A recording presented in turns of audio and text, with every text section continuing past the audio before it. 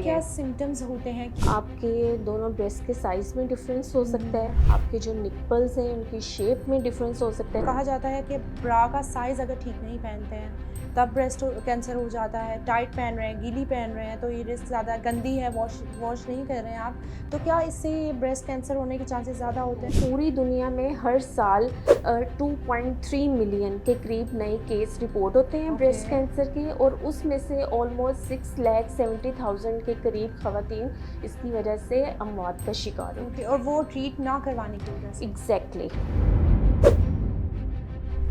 अस्सलाम वालेकुम, welcome to podcast with मुतीबा। जी हाँ, आज मैं लेके आई हूँ आपके लिए बहुत ही इन्फॉर्मेटिव टॉपिक जो ख़वातीन के लिए बहुत ज़रूरी है जानना, इसलिए इस वीडियो को एंड तक लाजमी देखिएगा। जी हाँ, मैं बात कर रही हूँ ब्रेस्ट कैंसर अवेयरनेस के बारे में। जैसा कि हम सबको पता है कि अक्टूबर का महीना है और इसको पिंक अक्टूबर भी कहा जाता है। और क्यों कहा जाता है, इस हवाले से हमारे साथ मौजूद हैं डॉक्टर किरण उस्मान, जो कि गायनाकोलॉजिस्ट भी हैं और साथ साथ IVF स्पेशलिस्ट भी हैं। तो उनसे बात करते हैं। अस्सलाम वालेकुम। वालेकुम अस्सलाम। Thank you for your time. जी डॉक्टर, हमें बताएं कि अक्टूबर को पिंक अक्टूबर क्यों कहा जाता है? अक्टूबर के महीने के लिहाज से, जो कि ब्रेस्ट कैंसर की अवेयरनेस और आगाही का महीना समझा जाता जी है, जी। इस मंथ में हम लोग लाइक काफ़ी सेशंस होते हैं जिसमें लोगों को अवेयरनेस दी जाती है, क्योंकि इसमें काफ़ी अवेयरनेस की कमी है। बिल्कुल। तो इसमें हम लोग लाइक ब्रोशर्स होते हैं, कोई डिफरेंट सेमिनार्स होते हैं, तो इसमें हम उसके बारे में अवेयरनेस देते हैं। And it is called pink October because pink ribbon is a story of hope. Okay. अच्छा, मुझे बताएं कि जो ब्रेस्ट कैंसर है बेसिकली वो स्टार्ट कैसे होता है? क्या वो सिर्फ बड़ी खवातीन को होता है या छोटी बच्चियों में भी पाया जाता है? देखिए मोतीबा, इसके बारे में ना बात करना इसलिए बहुत ज़रूरी है कि जब ब्रेस्ट कैंसर का वर्ड होता है ना, कैंसर का लफ्ज़ इटसेल्फ बहुत ड्राउन है, घबरा जाते हैं और लोग, इससे बिल्कुल। ज़्यादा ना लोग ब्रेस्ट का लफ्ज़ इस्तेमाल करने से घबराते हैं। बिल्कुल। कुछ हमारा शायद कल्चरल स्टिग्मा है, लोग शर्माते हैं इसके बारे में बात करने से। इसकी वजह से ये डिज़ीज़ ना काफ़ी हद बढ़ तक रही है। अंडर रिपोर्ट होती है। ओके। अगर हम लोग वर्ल्ड वाइड देखें ना, तो हर 9 में से 1 औरत को ब्रेस्ट कैंसर है। ओके। और बदकिस्मती से पाकिस्तान इस खित्ते में है जहाँ में हर 7 में से 1 औरत को ब्रेस्ट कैंसर का ठीक रिस्क है, है। ठीक है। तकरीबन पूरी दुनिया में हर साल 2.3 मिलियन के करीब नए केस रिपोर्ट होते हैं ब्रेस्ट ओके। कैंसर के, और उसमें से ऑलमोस्ट 6,70,000 के करीब खवातीन इसकी वजह से अमवात का शिकार होती ओके, हैं। और वो ट्रीट ना करवाने की वजह से? एग्जैक्टली। अगर वो ट्रीट करवाएं तो ये ट्रीटेबल है, प्रिवेंटेबल है? एग्जैक्टली। ठीक है। आप इसका ये है कि आपको जैसे ही कुछ भी अपनी ब्रेस्ट में अनयूजुअल फील हो, तो आप फौरी हेल्प सीख करें। आप किसी नियर बाय गायनाकोलॉजिस्ट के पास, सर्जन के पास, GP के पास आप जाएं। हमारी सोसाइटी में कुछ ये है कि लोग शर्माते हैं, बिल्कुल नहीं औरतें जाता इन है। कंप्लेंट्स के साथ जाती नहीं हैं। उनको ये होता है कि मेल हमें एग्जामिन करेंगे। ऐसे ही है। ऐसा नहीं है, अगर कोई मेल डॉक्टर भी है तो उनके साथ फीमेल स्टाफ अवेलेबल होता है। ठीक है। आपको फुल प्राइवेसी में वो एग्जामिन करेंगे और आपकी सिचुएशन के अकॉर्डिंगली आपको फर्दर टेस्ट एडवाइस करेंगे।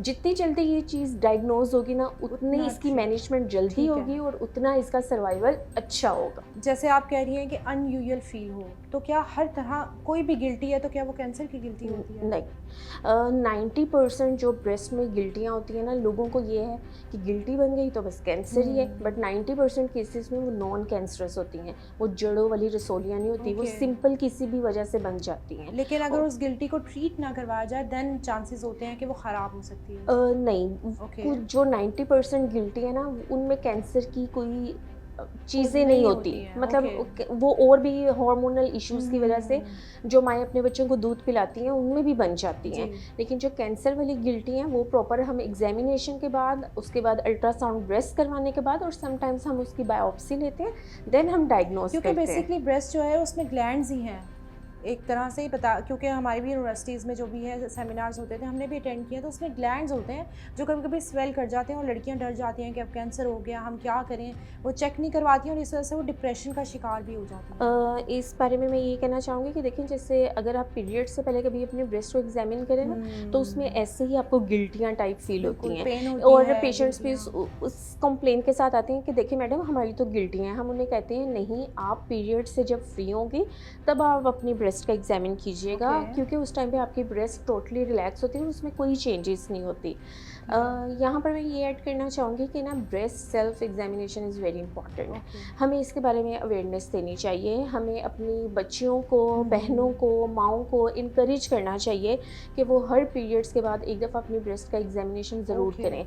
लेकिन जब वो एग्जामिनेशन करेंगी ना तो उनके माइंड में आए रहेगी ये बात कि मेरी ब्रेस्ट की तो ऐसी फील होती है। ठीक है। तो जब भी उनको कुछ अनयूजुअल फील होगा ना तो वो इस चीज़ को नहीं, फौरी तो आप मुझे डिटेक्ट कर बताएं कि सकती क्या हैं। सिम्टम्स होते हैं, क्या अनयूजुअल फील होना शुरू हो जाता है, क्या कोई डिस्चार्ज होता है, पेन होती है, स्वेलिंग होती है, क्या होता है? इसमें यह है कि ना आपको स्वेलिंग हो सकती है, ठीक है।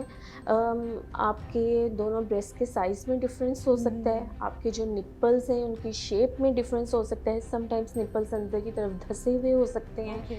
इवन जो ब्रेस्ट की स्किन है ना उसमें भी बहुत सी चेंजेस आती हैं, जैसे संतरे का छिलका होता है ना, समटाइम्स ये ऐसी हो जाती है, वो एक कैंसर का सस्पिशन देती है। Okay. और इसके अलावा अगर किसी को परसिस्टेंट मुसलसल दर्द रह रहा है ना तो और या निप्पल से कोई ब्लडी डिस्चार्ज आ रहा है तो आप इन केसेस में ज़रूर डॉक्टर को अच्छा, विजिट कहते करें। हैं कि स्टेज 4 तक पहुंच के पता नहीं चला, तो क्या ये सिम्टम स्टेज फर्स्ट में आना स्टार्ट हो जाते हैं? इसके बारे में ये है कि देखिए हम लोग पाकिस्तान में ना हमारे रिसोर्सेज लिमिटेड हैं, कुछ अवेयरनेस की कमी है। तो हमारी जो औरतें हैं ना वो जब हमारे पास आती है ना तो वो ऑलरेडी बहुत ज़्यादा उनकी डिजीज़ बढ़ चुकी होती है। सो हमारे पास वो आती ही एडवांस स्टेज में ठीक है, है। इसलिए फिर इसका सर्वाइवल थोड़ा मुश्किल हो जाता है। लेकिन अगर कोई अर्ली आ जाए और वो स्टेज 0 या 1 का कैंसर हो तो उसका 93 to 4% सर्वाइवल अच्छा रेट है। डॉक्टर साहिबा, मेरा कंसर्न यही है कि फर्स्ट स्टेज में जब स्टेज स्टार्ट हो रही होती है, क्या ये सारी चेंजेस आना स्टार्ट हो जाती हैं?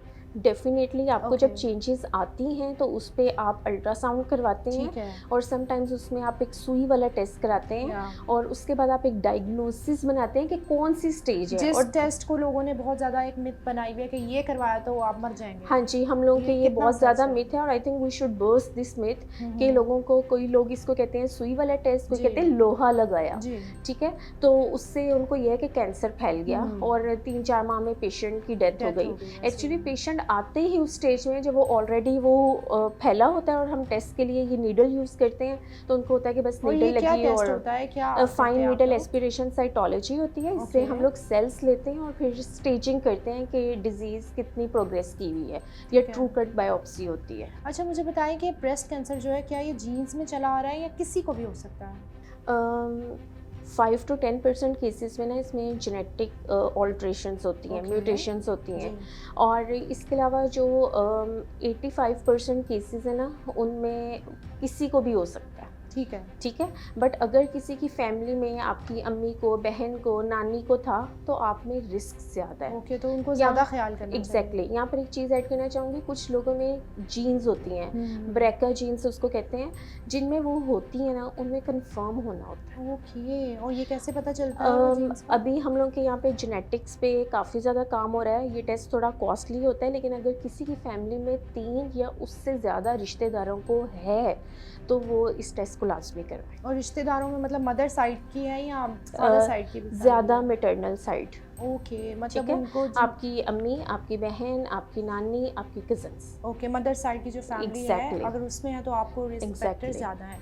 अच्छा, सेकंड मुझे बताएं कि कहा जाता है कि ब्रा का साइज़ अगर ठीक नहीं पहनते हैं तब ब्रेस्ट कैंसर हो जाता है, टाइट पहन रहे हैं, गीली पहन रहे हैं तो ये रिस्क ज़्यादा, गंदी है, वॉश नहीं कर रहे हैं आप, तो क्या इससे ब्रेस्ट कैंसर होने के चांसेस ज़्यादा होते नहीं, हैं? ऐसा कुछ नहीं है। ये बहुत ज़्यादा ऐसा मिथ्स होती कुछ हैं नहीं है। फैमिलीज़ में। नहीं, ये जिनको ब्रेस्ट पेन होती है वैसे ही किसी रीज़न से, उनमें हम लोग ये कुछ स्पॉटिव मेजर्स उनको कहते हैं कि आप मतलब मॉर्निंग में टाइट ब्रा वेयर करें, नाइट पे थोड़ी लूज ब्रा वेयर करें, अदरवाइज इसका ब्रेस्ट कैंसर से कोई लिंक तो नहीं है। फिर चले, एक समझ आ गई कि जेनेटिकली हो गया, फिर सेकंड क्या रीज़न बनती है? फूड बनता है, डाइट, मेडिसिन, क्या चीज़ है? जिन बच्चियों को ना जल्दी पीरियड स्टार्ट हो जाते हैं और देर से बंद होते हैं, उनकी ना लाइफ में ज़्यादा टाइम्स वो हार्मोन्स को एक्सपोज रहती हैं, ठीक है। उनमें ज़्यादा रिस्क होता है।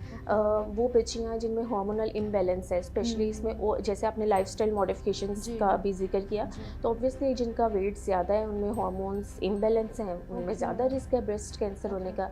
देन हमारी कुछ ट्रांसजेंडर्स हैं जो कि ब्रेस्ट डेवलपमेंट के लिए कुछ हार्मोन्स इस्तेमाल करते हैं उनमें ज़्यादा रिस्क होता है। ठीक जो है। ओरल कॉन्ट्रासेप्टिव पिल्स बहुत देर तक इस्तेमाल ठीक करते है। हैं, दे आर एट रिस्क। और कुछ पेशेंट्स में हम हार्मोन रिप्लेसमेंट थेरेपी देते हैं, हार्मोन्स देते हैं जब माहवारी बंद होने के करीब होती है। वो भी ठीक है। अगर 10 साल या उससे ज़्यादा ली जाए तो उसमें भी ब्रेस्ट कैंसर का रिस्क बढ़ जाता है। मतलब बेसिकली ये सारा हार्मोन्स का इशू है, तो अपने वेट को कंट्रोल रखना चाहिए, अपनी डाइट को ठीक रखना चाहिए, क्योंकि डाइट से ही हार्मोन जो है वो बैलेंस होते हैं, तभी इस चीज़ से बचा जा सकता और है। स्क्रीनिंग भी करवानी चाहिए। ओके। ठीक है, इसके लिए मेमोग्राफी होती है जो जस्ट अल्ट्रासाउंड होता है, सॉरी ब्रेस्ट एक्सरे होता है। ओके। आप 35 इयर्स की एज तक एक दफ़ा लाजमी करवा लें। ठीक और है। अगर किसी की फैमिली में किसी को हुआ है तो देन आप 30 इयर्स पे एक दफ़ा इसको लाजमी करवा लें। ठीक और है। अबव 40 टू 50 इयर्स हम लोग ईयरली हर बंदी को कहते हैं कि वो अपना ब्रेस्ट कैंसर के लिए स्क्रीनिंग करवाएं, दैट इज़ अच्छा, मेमोग्राफी। एक बहुत मैंने सुना है कि पैनाडोल नहीं खानी चाहिए रेगुलर। बच्चियों के सर में दर्द हो रहा है, बॉडी में पेन हो रही है, पैरों में दर्द हो रहा है, उन्होंने बस पैनाडोल खानी है। क्या इन मेडिसिन का कोई साइड इफ़ेक्ट होता है इस तरह की बीमारियों में?